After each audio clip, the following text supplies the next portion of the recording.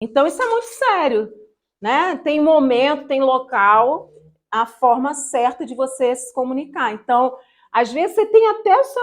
Mas aguarda o momento. Às vezes, uma repreensão, né? Você vai ali querer dar uma orientação a alguém, querer chamar a atenção de alguém com amor, mas aguarda, porque aí, de repente, né, aquela exortação vai surtir um efeito muito mais positivo se você tiver essa sabedoria do que, né? É igual a diferença do remédio e do veneno, né? É a dose. Se você exagerar na dose, você mata em vez de curar. Então a gente tem que ter essa sabedoria no momento de falar. E também o outro ponto que ele estava falando é da pessoa que quer descarregar, né?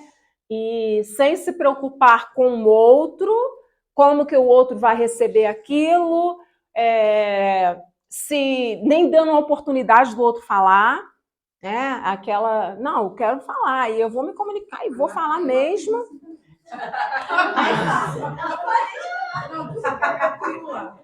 Ele é prima minha também, mas não prima. Parece que a pessoa vai passar mal se ela não botar aquilo para fora. Pois é. E aí ele estava pontuando essa questão. Às vezes a pessoa é inteligente, mas não tem a sabedoria. E a diferença, então, gente, da inteligência com a sabedoria. Porque tem muita gente que é inteligente, mas não é sábio. Né? Não significa a mesma coisa. Né? A sabedoria é a forma como você usa essa inteligência. Então, se você não souber usar essa inteligência, de nada adianta. Você só vai ser uma pessoa inteligente, mas você não vai ter um ambiente, você não vai conseguir desenvolver relacionamentos, você não vai conseguir se posicionar no mercado, né? Meu marido fala de um professor que ele teve extremamente inteligente, tinha passado em 2 vezes para o ITA lá, em primeiro lugar, tipo uma coisa, mas era reprovado no psicotécnico, porque ele não conseguia desenvolver relacionamento interpessoal. Aplicativo, eu vou dar um exemplo aqui para vocês, mas não façam isso. Uma vez eu fiz um curso do Sebrae e a gente tinha que fazer uma apresentação. E eu não sei se eu contei essa experiência aqui, mas a gente tinha que fazer uma apresentação e o meu grupo, de um dia para o outro, o meu grupo ficou responsável por levantar os custos de uma empresa fictícia que a gente tinha que montar. Então a gente dividiu, você vai fazer o orçamento, vê quanto que fica o aluguel, a luz, você faz cada um ia fazer uma coisa. E cada um foi para casa. E quando chegou no outro dia, e eu tô em casa de noite trabalhando, e gente, cadê? E ninguém no grupo respondia. Fulano, cadê? Nada. Eu falei, gente, esse pessoal não acredita. Vai me deixar na mão. Eu falei, vai nada, vou me garantir. A gente tinha que apresentar o nosso projeto para uma banca. Então, que eram os professores e alguns alunos. Eu fui, né, igual uma executiva para a apresentação, de salto, todo mundo estranhou. Eu cheguei lá, tal, com os papéis na mão e comecei a apresentação vendendo a ideia. O projeto era de um co-work lá no Hipershopping. E eu vendi a ideia do co-work. E o grupo lá em pé, e eu só olhando para a cara deles, né? E aí comecei a dar dados todos fictícios. Então, a nossa margem de lucro vai ser de tanto, não sei o quê, porque o aluguel é tanto e não sei o quê. Então, a gente está calculando que, em média, tantas pessoas vão passar por lá, blá, blá, blá, blá, blá, blá. Isso aí, bem lulês. E eles assim, aí o Gustavo, que era eu sabia que o Gustavo ia perguntar, ele tipo assim, olhando para mim, mas não sei o que, eu, tá só no carão, pá, consegui o investimento de todos eles da banca. Não, nós vamos investir no negócio. Muito bem, peguei o papel e fui embora. E aí, quando acabou, a nota foi lançada, eu cheguei para os professores e falei, olha, foi tudo no teatro. Foi uma cena. Ele falou, não acredito. Aí eu falei, quer dizer, o poder de persuasão, de conversa, de convencimento, né? Estratégia de comunicação ali. Funcionou, né? Eu consegui ali fazer com que captar o recurso ali para a minha empresa. Né? Então, às vezes, a pessoa pode até não ser a mais, mas se ela tiver essa habilidade, ela consegue chegar em alguns lugares. Então, gente, é isso, né? A habilidade, a comunicação também passa por saber o momento de falar. Isso é bíblico, né, gente? E como saber o momento certo? Então, aí vamos lá, depende. Se você está ali num ambiente, em um conflito, às vezes é melhor ficar quieto. é melhor calar. Não, quando a pessoa estiver calma, a gente volta a falar sobre isso.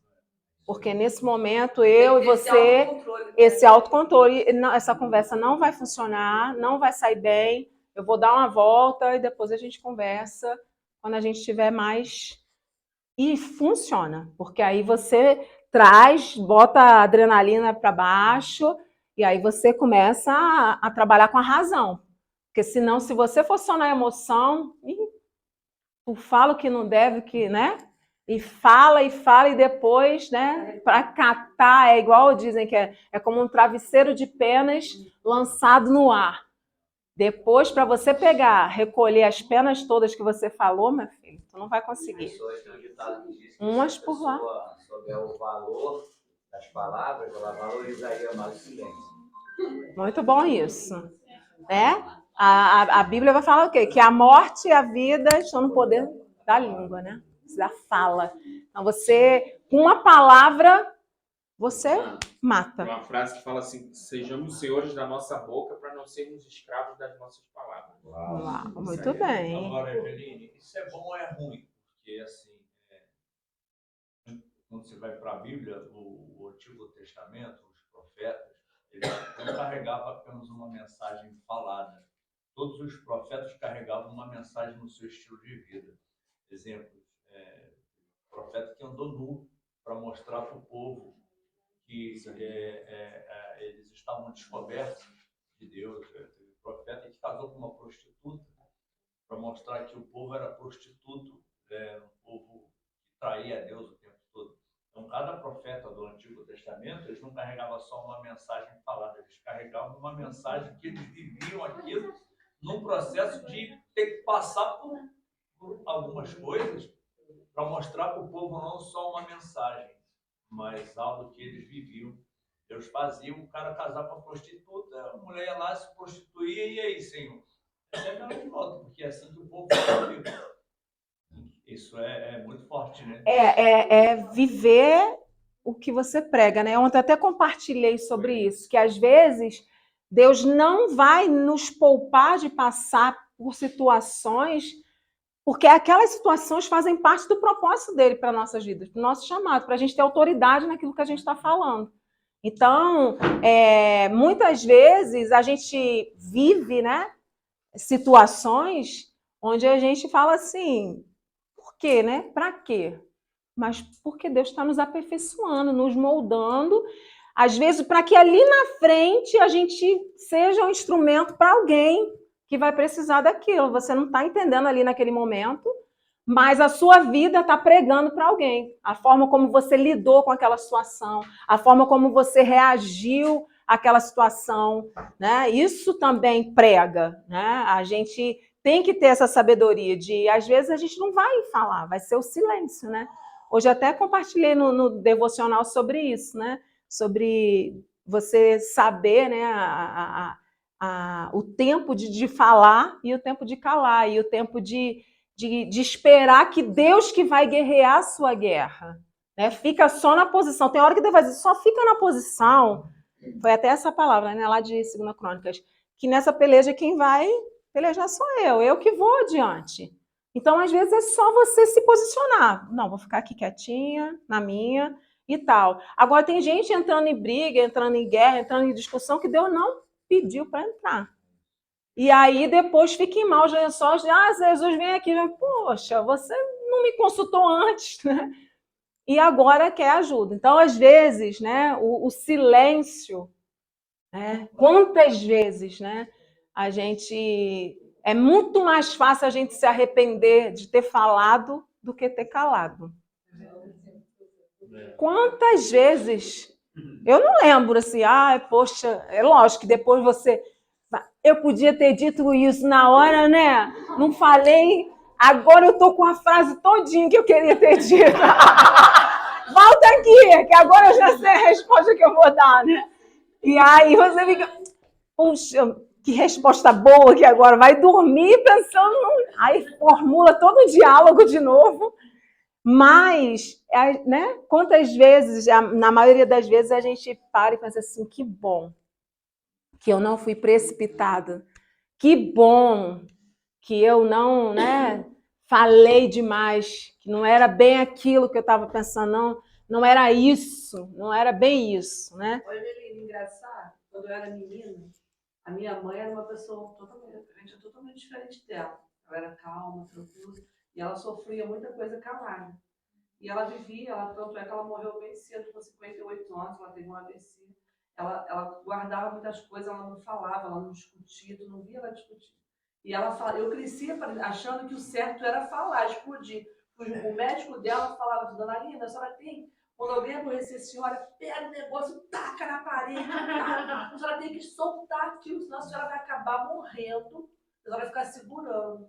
E ela morreu, eu fiquei pensando muitos anos naquilo, porque ela não discutia, ela sofria sozinha, ela acabou morrendo muito jovem, a pressão dela ia lá em cima por causa de aborrecimento, problema. Aí eu achava assim, gente, o negócio certo é explodir mesmo. Só que hoje eu vejo que não, que as consequências são horríveis quando tu fala muito, depois tu se arrepende daquilo que tu falou. É, mas eu não sei se para a saúde eu acho da que pessoa faz bem mesmo, explodida. Não, eu acho que é um equilíbrio, né? Eu acho que realmente você guardar. Se você for pesquisar e estudar sobre isso, você vai ver que as doenças são totalmente ligadas a isso. É falar no momento certo, mas não deixar de falar. Tem muitas mulheres que confundem isso, né? A questão da submissão, né? Como, não, é ficar calada. Não, não é esse papel. Auxiliadora. Ajudadora.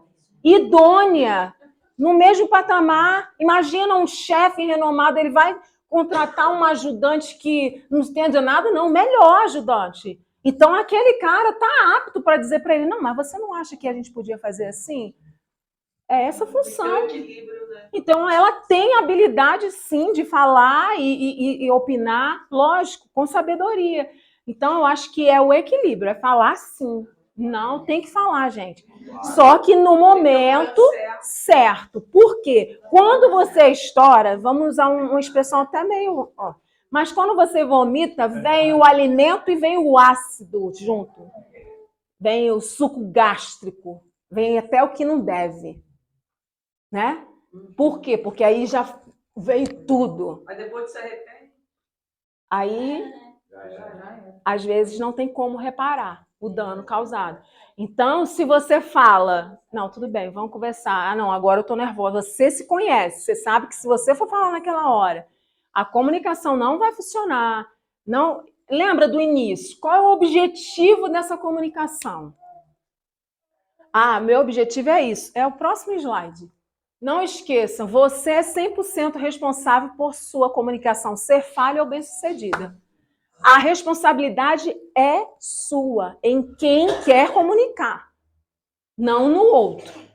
Então, assim, eu preciso falar isso, eu preciso abordar esse assunto. Como eu vou abordar esse assunto de uma forma sábia? A Bíblia diz, quem não tem sabedoria, peça ao Senhor que Ele dá. Senhor, eu não tenho sabedoria, eu não tô... Gente, Deus dá, mas Deus dá fácil. Se você tiver numa situação difícil e não sabe como sair dela, como se comunicar para resolver essa situação, peça ao Senhor. Peça e esteja com seus ouvidos abertos para ouvir, porque não adianta pedir e ficar engessadinho. Não, mas Deus só vai fazer se for assim. Não. Ele vai te dar estratégia. E às vezes ali... No momento, o assunto vem e você consegue entrar naquele assunto tal e vai construindo ali. Pronto, falou o que tinha que falar, o outro compreendeu e a conversa fluiu. Você não ficou guardando aquilo que te incomoda, né? Eu dei o exemplo aqui do casal, né? 50 anos comendo miolo, o outro comendo a casca, achando que estava agradando o outro. O outro precisa saber onde está errando, onde está falhando, para ele corrigir a rota. Não, como é o filho? Se você não diz, não, meu filho, não é assim. Não é assim que faz, não. Olha aqui, vem cá, que a mamãe vai te ensinar. É assim. Isso é feedback. Muito bem. Mas você esqueceu de fazer isso. Da próxima vez você faz. Feedback. No relacionamento, no trabalho, na igreja. A todo momento, a comunicação envolve dar um feedback para o outro, para que o outro tenha um norte. Não, feedback, mas tem que falar. Tá bom? Alguém queria falar alguma coisa? É ela, que quase não fala, deixa ela falar. Alessandro, acho que você tinha que dar uma voltinha, tô brincando. Deixa. Eu brinquei que ele fala que eu falo muito, ele falou quase não fala. E mulher fala 100 mil palavras. Essa parte que você falou antes, que às vezes acontece alguma coisa, vai servir para ajudar alguém. Então, essa parte da comunicação, eu vi muito isso, porque quando eu fiquei viúva, é uma dor, é um sofrimento, é bem puxado, né? E aí eu lembro que Deus, depois que passou um tempinho, e como meu marido morreu da Covid, né, no comecinho, aí várias mulheres ficaram viúvas, só na minha igreja ficaram 3 na época, tudo de Covid também. Aí Deus foi me levando eu conhecia assim de vista, mas não tinha contato, né, de procurá-las para conversar.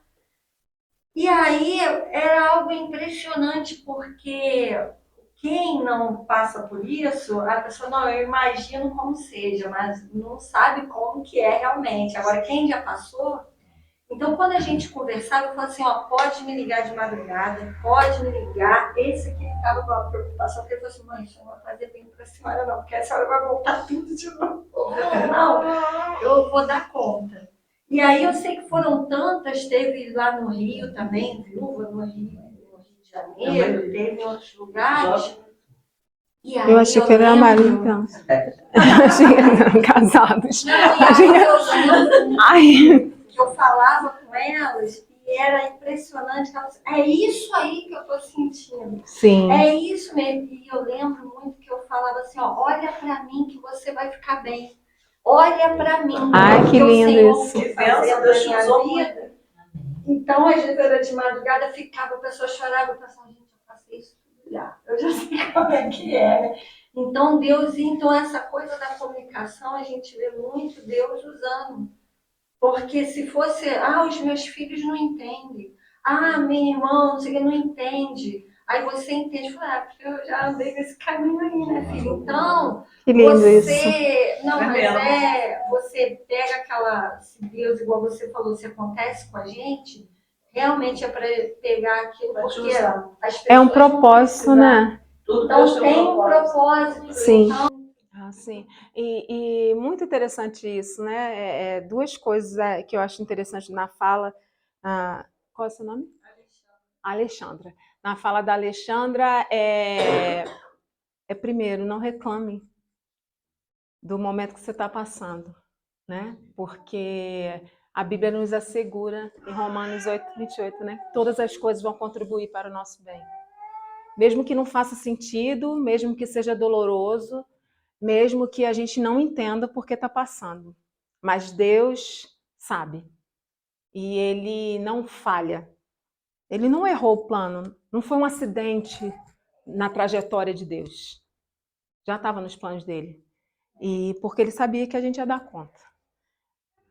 Para algum bem maior. E aí, por mais que naquele momento da dor, a gente só enxergue a dor, né? Aí está um testemunho de que tem como florescer no deserto, né? E a Alexandra é um exemplo disso, né?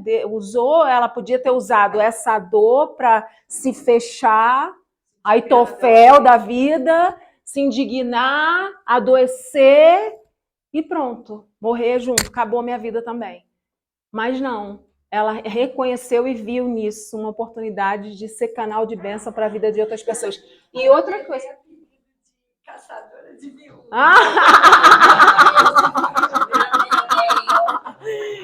E outra coisa que eu acho...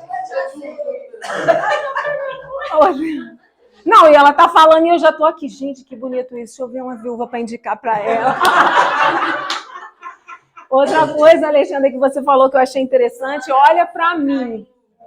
Olha para mim. Gente, eu lembrei do apóstolo Paulo, né? Sejam meus imitadores como eu sou de Cristo. Olha para mim. Gente, isso é muito sério. Antes, né? Eu trouxe essa explicação rapidinho, só para falar para vocês sobre essa questão da comunicação.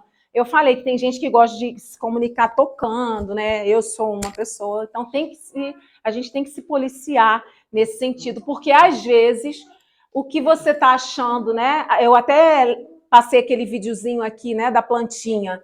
Você está dando para o outro achando que aquilo é maravilhoso, mas não é o que o outro quer, não é o que o outro precisa, né? Então, ali, ó, a gente vê que tem um estudo mesmo sobre isso, ó.